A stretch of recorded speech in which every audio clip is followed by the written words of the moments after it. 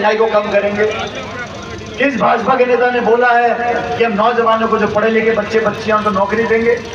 10 साल सत्ता में हो गए, अब 5 साल और मांग रहे हैं। और जो हमारे नौजवान बच्चे फौज में जाना चाहते हैं, उनको बोला तुम बनो अग्निवीर और 4 साल में रिटायर। फौजियों के लिए 4 साल और खुद के लिए 15 साल। ये कहाँ का न्याय है भाई? आप वोट ले रहे हो,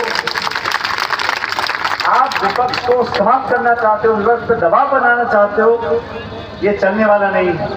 2004 में वाजपेयी जी की सरकार थी, नारा दिया था इंडिया शाइनिंग, इंडिया शाइनिंग। जब वोट पड़े और परिणाम आए तो कांग्रेस की सरकार बन गई।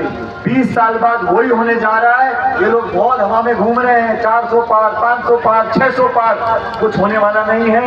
कांग्रेस और गठबंधन बहुमत के साथ 4 तारीख को जीत कर जाएगा। मैं आपको आश्वासन करता हूँ। हम लोग पुरानी पार्टी, हम लोगों ने जो कानून बनाए, जो नीतियां बनाई, वो गांव गरीब को ध्यान में रखकर बनाई। आज जो राजनीति हो रही है, धर्म की राजनीति, बिरादरी की राजनीति, गोत्रों पर राजनीति कर रहे हैं। और भाजपा के साथियों के तो भाषण में सुनता हूं, वो तो अचंभा होता है कभी कभी।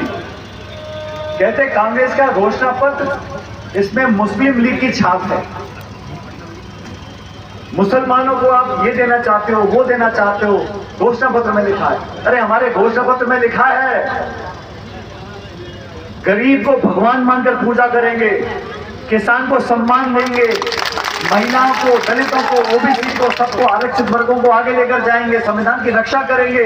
ये देश संविधान से चलेगा, किसी की पसंद नापसंद से नहीं चलेगा। दोस्तों, इतना बड़ा हमारा मुल्क 140 करोड़ का, लेकिन वोट डालने का अधिकार मिल गया, वो लोकतंत्र नहीं है। हम वोट बटन दबा दें और लोकतंत्र ऐसा नहीं है। वोट डालने का अधिकार तो रूस में भी है, पाकिस्तान में भी है, लेकिन वहां पे लोकतंत्र मजबूत नहीं है। इस देश में लोकतंत्र मजबूत क्यों है? इसलिए नहीं कि आप उन्हें वोट डालते हैं, क्योंकि इस देश में जो संस्थाएं हैं, जो कोर्ट कचहरी है, न्यायपालिका है, निर्वाचन आयोग है, मीडिया है, अफसरशाही है, वो मजबूत है, वो सवाल पूछ सकती है। हम संवाद करते हैं, चर्चा करते हैं, मतभेद होते हैं, सब कानून पारित होते हैं। और आप एक तरफा काम करना चाहते हैं।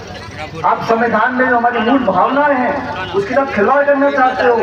मैं तो धन्यवाद देता हूं अंबेडकर साहब का, भारत रत्न भीमराव अंबेडकर साहब, जिन्होंने देश का संविधान बनाया, हम सबको एक वोट का मालिक बनाया। कोई लखपति है, खरबपति, अरबपति है, कोई रिक्शा खींचा, कोई रेडी लगा रहा है, उसकी भी एक वोट है। राजे महाराजा की एक वोट है, और सड़क पे काम करने वाले की भी एक वोट है। एक वोट के मालिक हैं। इस वोट की कीमत को समझो। ये वोट किसी की जेब की वोट नहीं है। जो काम करे उसको आशीर्वाद दो। 2 बार 3 बार आपने दिया। इस बार नौजवान को मौका देकर देखो, आपके 20-5 साल काम करेगा, नहीं करेगा फिर बदल देना। लेकिन ये गलत बात है कि वोट हमारी है। इसलिए इस देश में ऐसा क्या कारण है, आप लोग भी देखते होंगे, बार बार भाजपा के नेताओं को सफाई देनी पड़ रही है। हम आरक्षण से छेड़छाड़ नहीं करेंगे, हम संविधान को बदलेंगे नहीं। अरे मैं कहता हूँ सफाई देने की नौबत ही क्यों आ गई?